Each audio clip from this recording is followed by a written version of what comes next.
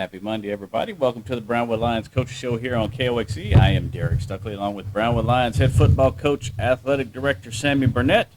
Coach, how you doing this Monday? I'm doing well. How are you? I'm never been better. You're lying. I won't tell your nickname on the air, being that Star has deemed you grumpy, so we'll leave it at that. I don't know what she's talking about. I've never been more pleasant, but anyway. So how was your weekend? Did you do anything eventful this weekend? I cooked some food. Well, that's eventful. That's more than I did. I know what I did was for the first time in probably 20-something years, I didn't go to AT&T Stadium and watch a game. We streamed it in the coach's office, and I made ribs and pulled pork for the coaches so we could, when they were in between classes during their lunch, we'd watch games. And, of course, we covered basketball, so I had those games going. So we watched them in the coach's office, so I enjoyed that and got to cook for them, and it's fun watching them eat and have fun with their camaraderie. So that's basically what I did. Well, that's not a bad deal. Not bad. Yes, you don't have to go to Arlington every year. No, I guess I'm getting old, but I hate fighting the traffic. I hate fighting the crowds. I hate trying to leave. I hate everything about it, but I sure love sitting and watching those games, and boy, there's some good ones. There was. Anything stand out to you from the state championship game? Yeah, you never can take rankings and all that as value. You know, I sat there and watched Albany play a Mart team that had averaged 55 points a game against averaging 55 points, not a game, but margin of victory over their opponents, 51 points a game, and then also giving up 9 points a game throughout the year. The Mart team was ranked number 1 for the course of the year and got knocked off by Denny Faith and the Albany Lions. Man, what an amazing ball game that was. They dominated from the get-go, you know, and then the Franklin game comes down to a field goal at the end of the game. I thought that was an outstanding game against Brock. And then, one that really frustrated me was the China Springs game where they won on a field goal at the 3-yard line with 3 seconds left on the clock, sort of like that Franklin game. But what I couldn't understand was they have the ball with one timeout on about the 25-ish, somewhere in there, 25 to 27, 22, somewhere right in there.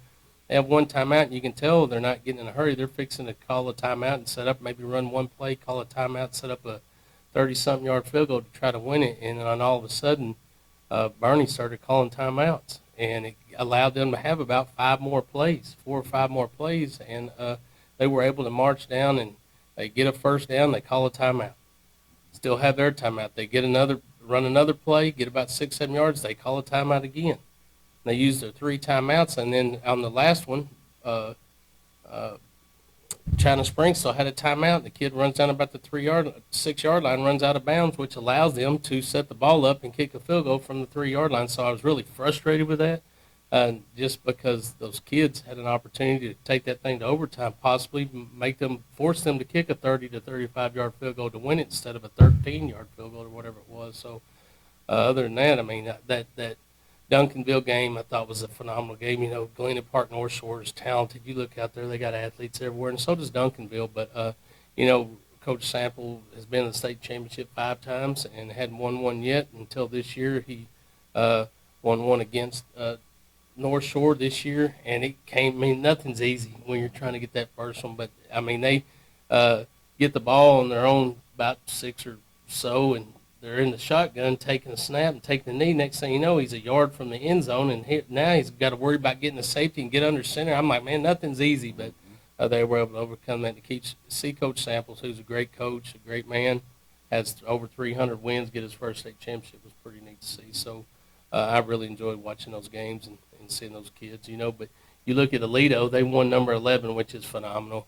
And to them, it's like their kids. It was just another game, just like it's a Friday night football game. Oh, well, we got another one. So I sometimes I wish some other opponents were able to get there and be successful. You know, Carthage won, I think, their 9th. You know, so there's a lot of teams that had played last year that had come back this year. So there's some pretty dominant programs out there right now. Yeah. It's always a good 4 days there. Get 3 games a day, so 12 games of football in 4 days. Mm-hmm. You can't beat that. You can't beat that. And I actually enjoyed, you know, when you got that hour break in between games, you can do some work or do something instead of sitting in the bleachers. And True. watching the clock tick there slowly, but it was a good time. True. Well, let's talk a little Brownwood sports. We had some basketball last Friday, somewhere in there. Yeah, our girls went to Springtown, and the JV and varsity were both successful. Our varsity girls hit 10 3-pointers, which we talked about in the past. You know, they're a good little basketball team. They're not tall. They don't have a bunch of height, but they got a bunch of girls that can run around, they handle the ball well, and we talked about them being perimeter shooters. They have to be perimeter shooters and make high percentage shots for them to be successful, I feel, and for them to hit 10 threes, it's a big deal. So congratulations, Coach Horch and those girls for that. Continue to grow on that, continue to work on that because we know that's their game. So I see those girls all the time. They work really hard. They got great attitudes, and I see them be victorious against a Springtown team that's usually pretty good up in the Metroplex. So congratulations to those girls for that game. Our boys hosted Abilene High at home. Abilene High just made more shots, got more rebounds, finished more shots. We missed some shots inside, that we need to make.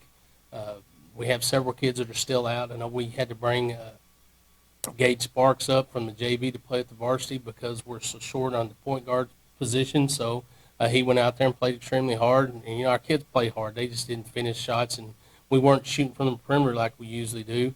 And some unforced turnovers, things like that. But I was in the gym this morning watching them practice, and they're out there, getting after. We still don't have Thad, and we still don't have Ike, and no telling when they'll be back. Thad's got a knee issue, and Ike's got an ankle issue. So they're not the team, but they're a part of the team that we need. It's just so we can have the depth that Coach wants. And Caleb Clausen was out. He was sick, and so, like I said, they were thin, but they lost that game 88-50, I think it was, and the kids fought hard to just didn't come up with a victory. Our soccer team went to Abilene Wiley, talked to Coach Musqueda. She thought the kids played extremely hard. We're in that match. It's a scrimmage, but it's a great measuring stick for them because Abilene Wiley has a good girls soccer program, and she was satisfied with what they did. She said that they just finished more of the shots than we did. When they had the opportunities on goal, shots on goal, they took advantage of them, and we weren't able to do that as well as they did, so they slipped up and got us at the end. But like I said, it's a scrimmage. It's a great measuring stick for them.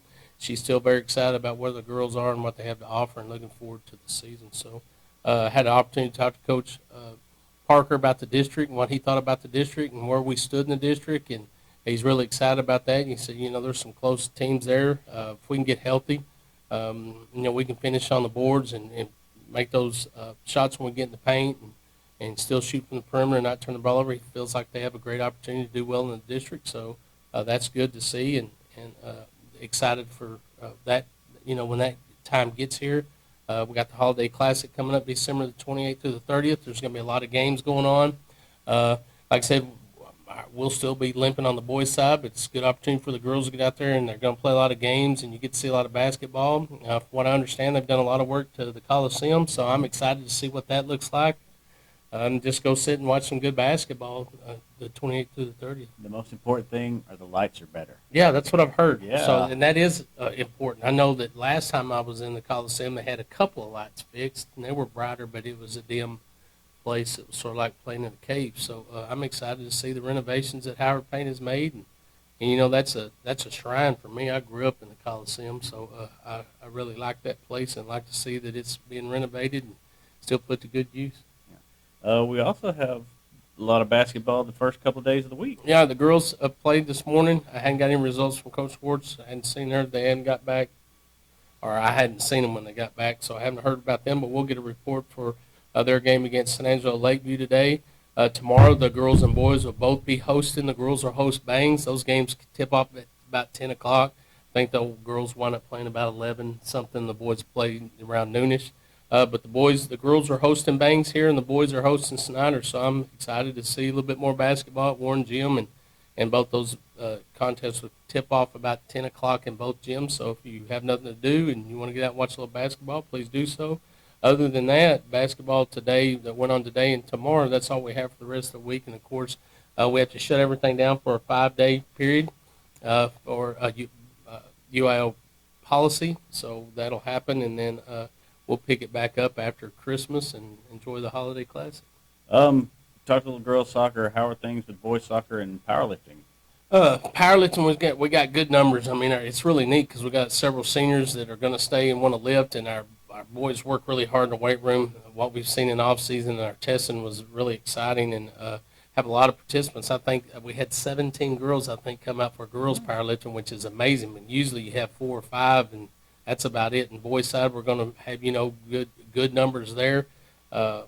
So I'm excited to see what they do, and they want to go as far as they can. They want to take that serious, and it used to be an opportunity for guys just to lift a little bit more and get a little bit stronger and go to competition. But our kids have worked really hard in the weight room, and they want to continue doing that. And Coach Annard's leading the boys and girls powerlifting program, and Coach Wilson will help along with Coach Smith on the girls side. So I'm excited for them. Golf is something we hadn't talked about as much just because they played a little bit in the fall, but their season really kicks off in the spring. But you talk about a boys program that's going to be dominant. I think we got a bunch of guys. I think there's 9 of them or 10 of them that are going to be fighting to see who is on that first group of 5 and who's going to be on that second group of 5. And Coach Jones feels like we have an opportunity maybe to get 2 teams out. We have, of course, Sir Jones and Hudson Reagan are the leaders in that group, along with little Walker does a great job. I mean, we got some freshmen. Little Sharp kid does a great job. Who else? I mean, I'm gonna mess up on, but I don't know that I think we have one senior, Slade Espinosa, will play. Slade hits the ball a mile. He works around the greens. He's gonna be better. But I mean, I've got to go out there and watch some practice one day. Try to take some time just to go be around them and just to watch them and get out there and compete. And they had them playing some match play games, and they were taking it serious. It's neat to watch because it may be their best friend, but they're doing everything they can to try to beat them. But really excited about them. The girls' numbers are really good. Haley Martindale is the leader for that group. She's battling some illness, some things that she's working through, but she's a fighter. She wants to be, finish her high school career well. You have London, England, who's out there. You have River Jones is out there, so they got a lot of girls out there. I think they're somewhere, I'm going to lie if I say this, I think there's somewhere around 7 or 8 girls out there, which is good. We have some younger girls out there, so I'm excited about what Coach Wilson and Coach Jones are doing in the product that they're going to put out on the golf course, and everything's sort of come into fold, and baseball and softball pick up soon. Track will start as soon as we get back from the holidays, and we've been diligently working. Coach Jackson has working on the blue bonnets and making sure everything's in order. We got some great commitments so far. We have some schools that haven't come in the past that are planning on coming. We have some that come in the past that aren't coming this year for whatever reason, but we have good numbers with that. So I'm excited about what's going to kick off in the spring. Okay. Did you watch any bowl games, any NFL over the weekend? Well, I watched the Cowboys yesterday. It's just dumbfounding to me, but It is what it is. I love the Cowboys, and I can't say too much negative about them, but, man, they got to get on a consistent playing level. You're up 21-7 in that game, and I thought, that's when I turned it on. I thought they'd be successful, and Jacksonville found a way to get in there, and we're almost in field goal range. We throw a pick and just returned it. It just wasn't good, but, bright spot. There's always a silver lining. Those Longhorns won the national championship. There you go. I figured I'd throw that in for you. That's right. Look at he's smiling now. We are everything but a football school down there. At the they'll University get there. Texas. They'll get there. Hopefully, don't worry one of about these it. days. They'll get there. All right. Well, anything else you want to mention today, Coach? I don't know. Did we cover everything and a little bit something that we probably shouldn't have covered? Probably. Yeah. I think we're good to go. Well, let's thank those that make this show possible then. Auto Glass Magic, Burner Auto Group, Syntex Body and Paint, Syntex Equipment Sales, Citizens National Bank, Dan Hill Containers, Dr. Bon Young, Dr. Pepper Bottling Company, Edward Jones Investments, Hendrick Medical, Howard Enterprises, Humphrey Pete's, Heartland Funeral Home, Landmark Life, MC Bank, Painter Johnson Associates, Smith Sharp Agencies, Sonic Drive-In, Stanley Chrysler, Texas Bank, Weldon Wilson Electric, Western Bank, and Willie's Teas. All right, that will wrap up today's Brownwood Lions Coaches Show. Join us again Wednesday here on KOXE, KOXE.com, the KOXE app, and the KOXE Facebook page. Have a great day, Brownwood.